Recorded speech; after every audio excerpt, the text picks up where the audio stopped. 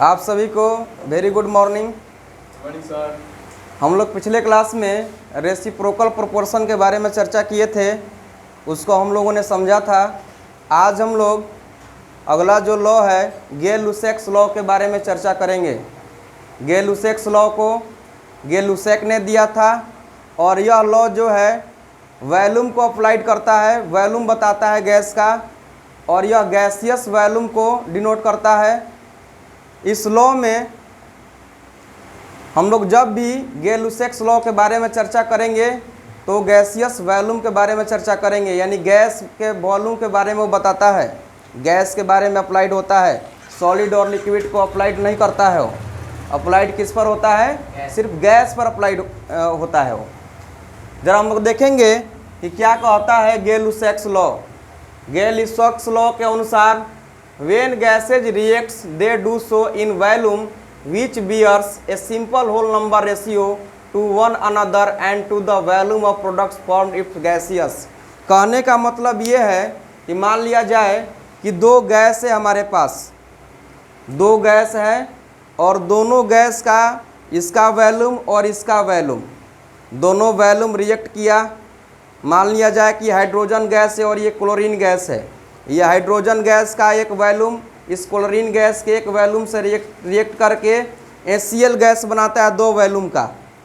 तो ये लॉ कहता है कि जैसे दो गैस रिएक्ट किया कि दोनों गैस का जो रेशियो है वो सिंपल होल नंबर रेशियो में होगा, और जो प्रोडक्ट है उसका भी जो रेशियो होगा सिंपल होल नंबर रेशियो में होगा। जैसे कि हम लोग एग्जाम्पल से ज़रा हम लोग समझेंगे। जैसे मान लिया जाए ये हाइड्रोजन गैस है और ये क्लोरीन गैस है, दोनों गैस रिएक्ट किया तो क्या बनाया? HCl गैस बनाया। ध्यान ये रखना है कि यह लॉ जो है सिर्फ गैस पर एप्लीकेबल होगा।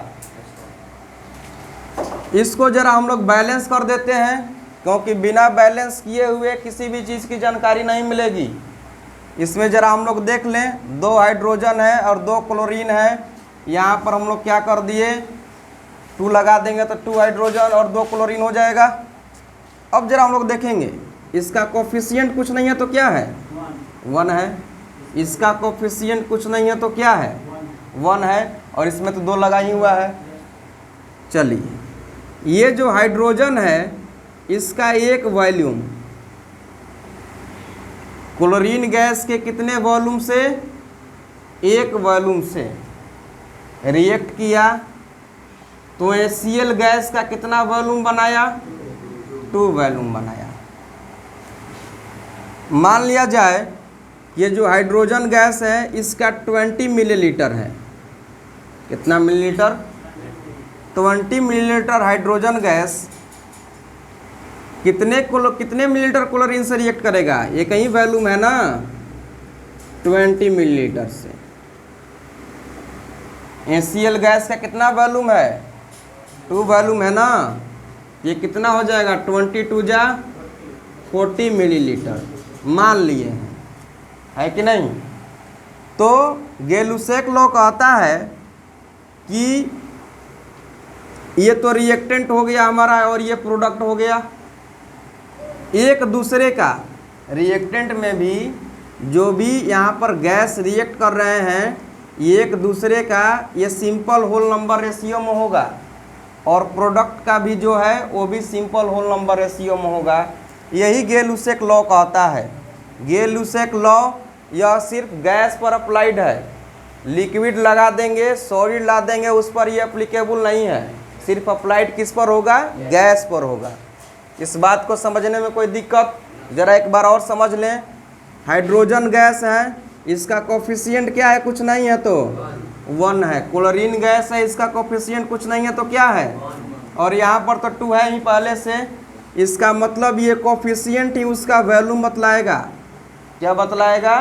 ये कोफिशिएंट ही उसका वॉल्यूम बतला रहा है कि हाइड्रोजन गैस का एक वॉल्यूम क्लोरीन गैस के एक वॉल्यूम से रिएक्ट करके हाइड्रोजन क्लोराइड जो गैस है उसका 2 वॉल्यूम बना रहा है। नहीं। अब मान लिए हैं कि ये मान लिया जाए कि 20 millilitre hydrogen gas 20 millilitre chlorine gas के साथ रिएक्शन करेगा ना, और कितना HCl बनाएगा, 40 मिलीलीटर HCl बनाएगा ना, क्योंकि इसका 2 वॉल्यूम है।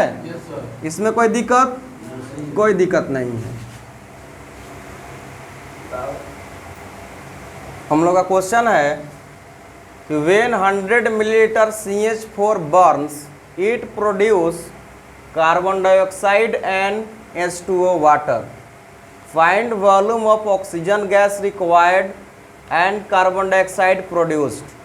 क्वेश्चन का होता है कि 100 मिलीलीटर मीथेन को यदि जलाया जाता है, क्या किया जाता है, 100 मिलीलीटर मीथेन गैस को बर्न कराने पर CO2 और H2O प्रोड्यूस होता है। तो इसमें बताना है कि ऑक्सीजन गैस का वॉल्यूम कितना है और कार्बन डाइऑक्साइड का प्रोडक्शन कितना हो रहा है। आई बातें समझ में? तो इसको सोल्व करने के लिए हम लोगों को रिएक्शन लिखना होगा और उस रिएक्शन को इक्वेशन बनाना होगा और उसको बैलेंस करना होगा, क्योंकि जब तक हम लोग बैलेंस नहीं करेंगे तब तक हमें कोई जानकारी नहीं मिल पाएगी। क्या कर रहा है, क्या क्या बनाएगा, CO2 plus H2O plus heat, ये गैस है और ये भी क्या है, गैस है, ये भी गैस है, ये लिक्विड है। ठीक है ना। ध्यान रहे यह जो लॉ है लिक्विड पर अप्लाइड नहीं होगा। इसको जरा हम लोग बैलेंस करेंगे, कितना कार्बन कितना है, एक ही है, इधर भी एक है, ठीक है। हाइड्रोजन कितना है, 4 है ना, यहाँ पर 2 कर देंगे तो हाइड्रोजन 4 हो जाएगा। ऑक्सीजन कितना है, 2 है, 2 2 4 हो गया ना ऑक्सीजन।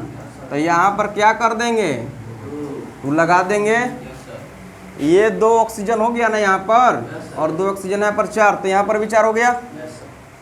इसका कोफिशिएंट कुछ नहीं है तो क्या है, 1 है। इसका मतलब क्या है कि CH4 का 1 वॉल्यूम ऑक्सीजन के 2 वॉल्यूम से रिएक्ट करता है। यहाँ कुछ नहीं है तो क्या है, 1 वॉल्यूम कार्बन डाइऑक्साइड बनाता है, और इसके लिए ये अप्लाइड नहीं है, लिक्विड के लिए अप्लाइड नहीं है। हम बार बार बोल रहे हैं ये लॉ सिर्फ गैस के लिए है, लिक्विड के लिए अप्लीकेबल नहीं है। ठीक है। कितना मिलीलीटर है CH4 का, 100 मिलीलीटर है। जब 100 मिलीलीटर CH4 है तो 200 मिलीलीटर ऑक्सीजन गैस नहीं हो जाएगा, 2 वॉल्यूम है ना, और 100 मिलीलीटर ही क्या हो जाएगा, CO2 हो जाएगा। 1 वॉल्यूम है तो 100 मिलीलीटर दिया है, 2 वॉल्यूम है तो 200 मिलीलीटर, और 1 वॉल्यूम है कार्बन डाइऑक्साइड गैस का तो 100 मिलीलीटर। क्या क्वेश्चन पूछ रहा है, find volume of oxygen gas required. कितना ऑक्सीजन गैस रिक्वायर्ड हुआ, 200 मिलीलीटर। ऑक्सीजन गैस का रिक्वायरमेंट कितना हुआ, 200 मिलीलीटर ना, ये ना, और कार्बन डाइऑक्साइड गैस कितना प्रोड्यूस हुआ, 100 मिलीलीटर। समझने में कोई दिक्कत नहीं।